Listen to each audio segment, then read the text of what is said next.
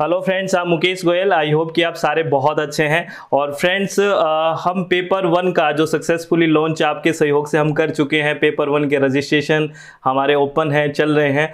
अब हम पेपर 2 लेके आ रहे हैं, जो यूजीसी नेट की जो लिस्ट है उसमें कोड नंबर 89 है फ्रेंड्स, और सब्जेक्ट का नाम है इन्वायरमेंटल साइंस। तो इसके हमने रजिस्ट्रेशन ओपन कर दिए हैं फ्रेंड्स।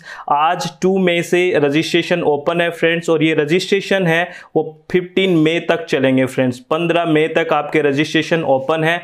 इसमें हम पूरा का पूरा जो इन्वायरमेंटल साइंस का सिलेबस है 10 की 10 यूनिट्स वो कंप्लीट करवाई जाएगी फ्रेंड्स। हर एक टॉपिक को डिटेल में करवाया जाएगा, ठीक है। तो रजिस्ट्रेशन ओपन है फ्रेंड्स। अगर आप विलिंग हैं तो आज से रजिस्ट्रेशन ओपन है, करवा सकते हैं। और ये रजिस्ट्रेशन रहेंगे 15 मई 15 मई तक, ठीक है ना फ्रेंड्स। तो इसमें जो यूनिट्स हैं 10 यूनिट्स हैं इन्वायरमेंटल साइंस में, ठीक है। तो इस सिलेबस में जो 10 यूनिट्स है, हर एक यूनिट के बारे में थोड़ी थोड़ी ओवरव्यू ले लेते हैं, कहाँ से क्वेश्चन आता है, ठीक है ना। हालांकि हम हर एक टॉपिक को अच्छे से करेंगे फ्रेंड। जहां से चाहे क्वेश्चन किसी ने ना भी पूछा हो उसको भी हम करेंगे कि क्या पता अब की बार पूछा जाए। लेकिन अगर हम पीछे के क्वेश्चंस का पैटर्न देखते हैं फ्रेंड, जो पहले पूछे गए हैं उसके अनुसार देखते हैं, तो हमने कुछ एनालिसिस किया है सब पेपर्स का कि कहां से कौन से टॉपिक से कैसे क्वेश्चंस पूछे जा रहे हैं, तो कौन सी यूनिट से कहां से क्वेश्चन उठ रहे हैं। तो वहां पे हम एक बार थोड़ी बात कर लेते हैं फ्रेंड्स, ठीक है। अगर पहली यूनिट की बात करें तो फर्स्ट यूनिट का नाम है फंडामेंटल्स ऑफ इन्वायरमेंटल साइंस, ठीक है ना फ्रेंड। ये फंडामेंटल यूनिट्स हैं और बिल्कुल ही मतलब मौलिक यूनिट है। यहां से तो हमें एक बार पूरा का पूरा ओवरव्यू लेना चाहिए इस यूनिट का, तभी तो हमारे सारे कंसेप्ट क्लियर होंगे, ठीक है ना। और इस यूनिट में जो क्वेश्चंस पूछे जाते हैं वो फ्रेंड्स यहां से एक तो structure and composition of atmosphere, hydrosphere, lithosphere and biosphere, यहां से क्वेश्चन पूछे जाते हैं। और एक लॉज ऑफ थर्मोडायनेमिक्स, यहां से क्वेश्चन पूछे जाते हैं, जो फ्री एंट्रोपी वगैरह के बारे में क्वेश्चन आते हैं। और एक क्वेश्चन आते हैं यहां से जो मीटीरियोलॉजिकल पैरामीटर्स हैं फ्रेंड्स, यहां से क्वेश्चन पूछे जाते हैं। Pressure, temperature, precipitation, radiation, wind velocity, यहां से भी क्वेश्चन आते हैं। और एक बात और मैं बता देता हूं फ्रेंड्स, इन्वायरमेंटल साइंस के अंदर जो पेपर हम क्लियर नहीं कर पाते हैं, नेट जेआरएफ नहीं कर पाते हैं, इसका मुझे जो समझ आता है सबसे बड़ा कारण है न्यूमेरिकल पोर्शन हम नहीं करते अच्छे से। हम थ्योरेटिकल पार्ट हम बहुत ज्यादा पढ़ जाते हैं, न्यूमेरिकल पोर्शन हम नहीं पढ़ पाते। लेकिन हम न्यूमेरिकल पोर्शन को भी बड़ा अच्छे से ध्यान से करेंगे, हर एक न्यूमेरिकल को गहराई से करने की कोशिश करेंगे, हर एक पोर्शन को कहां से न्यूमेरिकल आते हैं उस पर प्रॉपर वर्क करने की कोशिश करेंगे, तभी हम मेरे हिसाब से अपनी मंजिल तक पहुंच पाएंगे, ठीक है ना। और इसमें जो रिमोट सेंसिंग और जीआईएस वाला जो सब टॉपिक है ये बड़ा इंपॉर्टेंट है, यहां से भी कई बार यूजीसी ने क्वेश्चन उठाया है फ्रेंड्स, ठीक है। तो ये यूनिट फर्स्ट के बारे में ये बात थी। और यूनिट सेकंड है इन्वायरमेंटल केमिस्ट्री। ये यूनिट बहुत इंपॉर्टेंट है फ्रेंड्स, बहुत इंपॉर्टेंट यूनिट है इन्वायरमेंटल केमिस्ट्री। यहां से जो वही बात है जो हमने थर्मोडायनेमिक्स की बात करी, यहां से भी गिब्स वाला काइनेटिक और केमिकल इक्विलिब्रियम, यहां से भी बहुत सारे क्वेश्चन पूछे जाते हैं फ्रेंड्स, ठीक है। और एक यहां से question composition of air, particles, ion and radicals और इन द एटमॉस्फेयर, यहां से क्वेश्चन पूछे जाते हैं। और एक photochemical reaction in the atmosphere, oxygen and ozone, chemistry and photochemical smog, यहां से भी क्वेश्चन पूछे जाते हैं। और मैं एक बात बता देता हूं, ये इन्वायरमेंटल साइंस जिसके पास सेकंड पेपर है उनके लिए एक बेनिफिट और है, क्योंकि फर्स्ट पेपर में एक यूनिट है, unit number 9 people development environment, वहां भी इनके 5 क्वेश्चन बड़े इजीली ठीक हो सकते हैं फ्रेंड्स, ठीक है। और एक यहाँ पे जो मैंने रेड कर रखा है वो पोर्शन इंपॉर्टेंट है, वहां से यूजीसी क्वेश्चन उठाती है, ठीक है ना। एक ये जो हाइड्रोलॉजिकल साइकिल है, डीओ, बीओडी, सीओडी, यहां से भी बड़े अच्छे क्वेश्चंस उठाए जाते हैं फ्रेंड्स। तो यहां भी हमें बात करनी है, हमें तो हर एक टॉपिक के बारे में डिटेल से बात करनी है, लेकिन ये बहुत इंपॉर्टेंट टॉपिक है जहां पे आपको बहुत गहराई से पढ़ना है। और टॉक्सिक केमिकल्स के बारे में भी क्वेश्चन पूछे जाते हैं फ्रेंड्स। और आगे बात करें तो प्रिंसिपल ऑफ एनालिटिकल मेथड्स, यहाँ पे ये प्रिंसिपल बहुत पूछे जाते हैं, कौन सा इंस्ट्रूमेंट किस प्रिंसिपल पे काम करता है, ठीक है ना। एब्जॉर्बेंस है, कंसंट्रेशन है, किस पे कौन सा काम कर रहा है, ये क्वेश्चन आपसे पूछा जाता है। और मेनली यहाँ पे स्पेक्ट्रोफोटोमेट्री से क्वेश्चन पूछे जाते हैं, ठीक है ना फ्रेंड्स। तो इस यूनिट के बारे में ये बात थी, ठीक है। वैसे पूरी यूनिट बहुत इंपॉर्टेंट थी वो।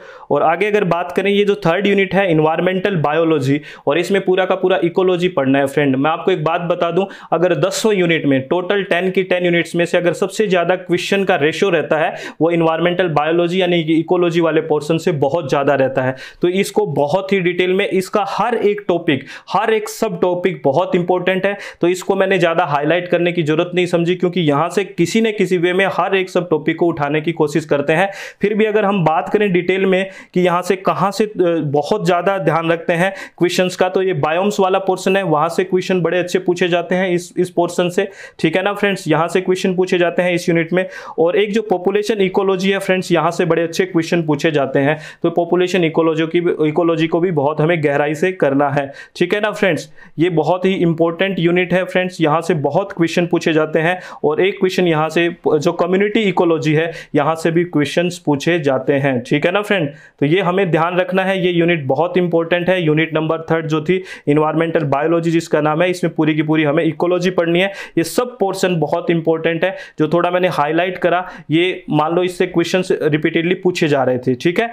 अगर हम फ्रेंड्स बात करें यूनिट नंबर 4 के बारे में, तो यूनिट नंबर 4 का क्या है, इन्वायरमेंटल जियो साइंस है फ्रेंड्स। ये इन्वायरमेंटल जियो साइंस है, यानी कि इसमें जियोग्राफी वाला पोर्शन आ जाता है फ्रेंड्स। और इसमें जो सबसे ज़्यादा इंपॉर्टेंट है फ्रेंड्स, वो क्या क्या पोर्शन रहेगा, इसमें जो इंटरनल स्ट्रक्चर ऑफ अर्थ है, जिसमें क्रस्ट, मेंटल और कोर की बात करते हैं, या फिर ये जो रॉक का कंसेप्ट है, रॉक और मिनरल वाला, जो formation of igneous and metamorphic rocks हैं, ये भी बहुत इंपॉर्टेंट पोर्शन रहेगा फ्रेंड्स इसमें। और इसमें जो कोरियोलिस फोर्स है, प्रेशर है, ग्रेडियंट फोर्स है, ये वाला पोर्शन भी बहुत ही इंपॉर्टेंट रहता है। यहाँ से भी बहुत सारे क्वेश्चंस पूछे जाते हैं फ्रेंड्स। ये यूनिट भी ज्योग्राफी से रिलेटेड है, जियो साइंस है। और यहाँ पे सोइल फॉर्मेशन और सोइल टाइप, यहाँ से भी क्वेश्चंस आते हैं फ्रेंड्स। तो यहाँ से भी हमें बात करनी है फ्रेंड्स कि कौन कौन से क्वेश्चंस पूछे जाते हैं, ठीक है। और एक यहाँ पे जो Darcy's law and it's validity है, हाइड्रोलिक कंडक्टिविटी है, और ये जो गिब्बन्स है वो रिलेशनशिप है फ्रेश सलाइन वाटर के बीच, ये भी यहाँ से क्वेश्चंस भी पूछे जाते हैं फ्रेंड्स। तो ये पोर्शन हमें अच्छे से करना है फ्रेंड्स, ठीक है। और आगे बात करें नेचुरल हजार्ड वाला जो चीज़ है वो बहुत इंपॉर्टेंट है। यहाँ से अर्थक्वेक, सुनामी से भी क्वेश्चंस पूछे जाते हैं। तो ये भी हमें पोर्शन बहुत ही गहराई से करना है, यानी कि यहाँ पे क्वेश्चंस की रिपीटेशन बहुत ज़्यादा हो रही है, ठीक है ना फ्रेंड्स। अगर बात करें यूनिट नंबर 5 का, तो यूनिट नंबर 5 है एनर्जी एंड इन्वायरमेंट की फ्रेंड्स। तो एनर्जी और इन्वायरमेंट का जो है पोर्शन वो इंपॉर्टेंट है, लेकिन इतने ज़्यादा क्वेश्चन यहाँ से नहीं पूछे जाते। जो यहाँ ज़्यादा हाईलाइट किया जाता है वो न्यूक्लियर एनर्जी से कई सारे क्वेश्चन पूछे जाते हैं, फ्यूजन एंड फ्यूजन के बारे में ये क्वेश्चंस आते हैं। और दूसरा जो यहाँ पे जो कंपैरिजन किया जाता है कि इंडिया का और वर्ल्ड का इमिशन का, कार्बन डाइऑक्साइड का कितना इमिशन हो रहा है, कितनी एनर्जी का प्रोडक्शन हो रहा है, ये करंट से रिलेट करके क्वेश्चंस यहाँ से कई बार पूछ लेते हैं, हायरार्की सेट करवा लेते हैं कई सारे देशों की। तो ये पोर्शन यहाँ से ज़्यादा क्वेश्चन पूछता है। अगर बात करें यूनिट नंबर 6 की फ्रेंड, तो इस यूनिट के बारे में तो क्या कहें, ये यूनिट पूरी ही बहुत इंपॉर्टेंट है, बहुत ज़्यादा इंपॉर्टेंट है ये यूनिट नंबर 6 भी।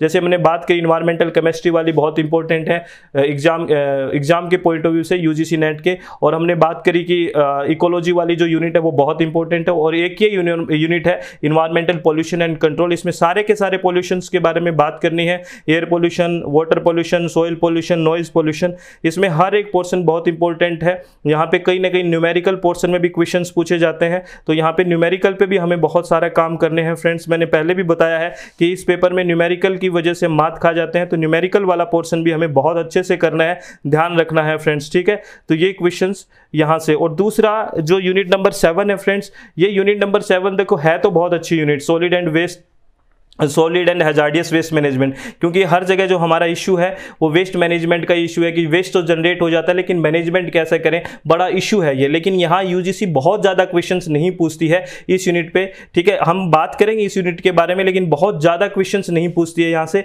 2 या 3 क्वेश्चन कभी कभी पूछ लेते हैं। और यहाँ पे जो अब की बार का क्वेश्चन जो पूछने की कोशिश की यूजीसी ने, वो यहाँ से मैं बता देता हूँ। ये तो फ्लाई एश से क्वेश्चन पूछ लेता है, या फिर प्लास्टिक वेस्ट से क्वेश्चन, इस पोर्शन से क्वेश्चन पूछ लेता है।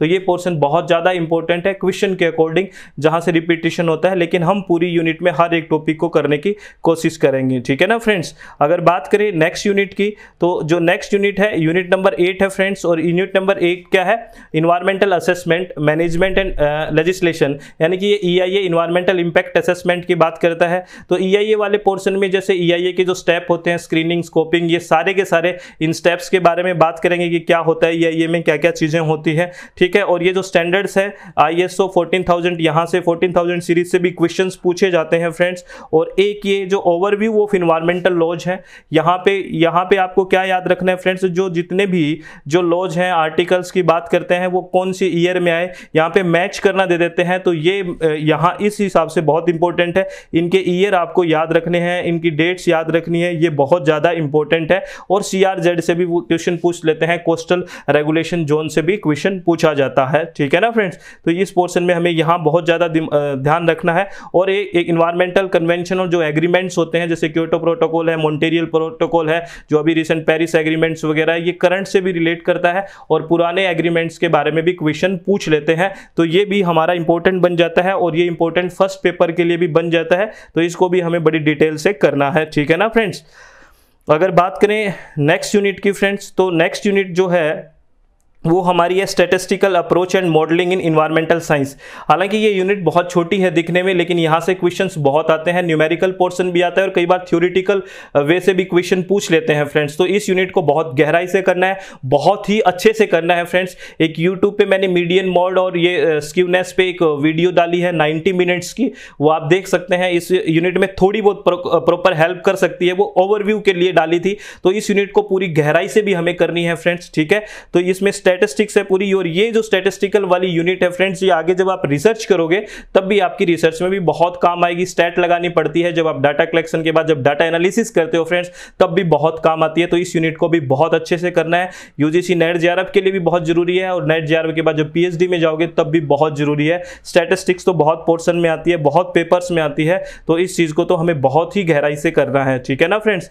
अगर आगे बात करें, जो लास्ट यूनिट है जो कंटेम्प्रेरी इन्वायरमेंटल इश्यूज है, ये फ्रेंड जब हम 9 की 9 यूनिट पढ़ लेंगे तो ये इश्यूज तो क्लियर हो ही जाएंगे हमारे सारे के सारे। इसमें क्या करते हैं, मेनली यहाँ से जो क्वेश्चन पूछते हैं, जैसे कि बवाल त्रासदी कब आई, इस तरह के ईयर को मैच करने के लिए दे देते हैं। तो ये पोर्शन सारा का सारा हमारा जो 10th यूनिट है, ये लास्ट में करने वाली यूनिट है, क्योंकि सारे 9 जब यूनिट कर लेंगे तो इसमें सारी की सारी चीजें हमें समझ में आ जाएगी कि इस यूनिट में क्या क्या है। इसमें मेनली हायरार्की को मैच करना दे देते हैं।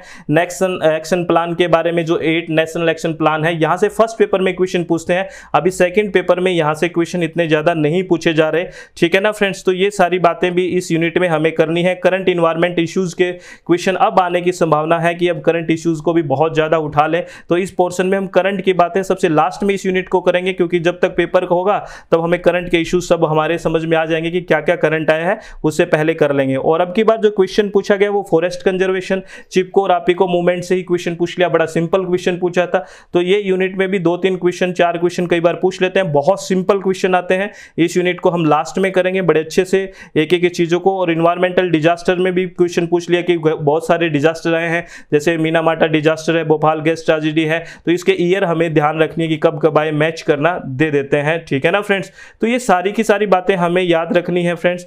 आई होप कि आपको ये सिलेबस का ओवरव्यू मिल गया होगा कि सिलेबस में क्या क्या है, कैसे 10 यूनिट्स है, कहाँ से पोर्शन ज़्यादा इंपॉर्टेंट है। हम हर एक टॉपिक को बड़े आराम से, बड़ी संतुष्टि से, बड़े चित्त को शांत करके अच्छे से करेंगे फ्रेंड्स। कोई भी हमें किसी भी तरह का हेडेक नहीं लेना है। और रजिस्ट्रेशन पेपर 1 के तो हमारे पहले से ही ओपन है फ्रेंड्स, और पेपर 2 हमारा जो इन्वायरमेंटल साइंस हमने शुरू किया है उसका 2 में आज से रजिस्ट्रेशन ओपन है फ्रेंड्स, और 15 मई तक रजिस्ट्रेशन रहेंगे, ठीक है ना फ्रेंड्स। इसकी कोई भी आपको इन्फॉर्मेशन लेनी हो कि कैसे हम रजिस्ट्रेशन करवाएं, क्या फी है, कुछ भी आपको इन्फॉर्मेशन लेनी हो तो जो स्क्रीन पे आपको नंबर दिख रहे हैं, इस स्क्रीन पे नंबर पे आप क्या है व्हाट्सएप करके फर्दर इन्फॉर्मेशन ले सकते हैं, ठीक है ना फ्रेंड्स। और प्लीज आप सही से रहें, अच्छे से रहें, चित्त को शांत रखें, सब अच्छा होगा। All the very best. Thank you, thanks a lot friends.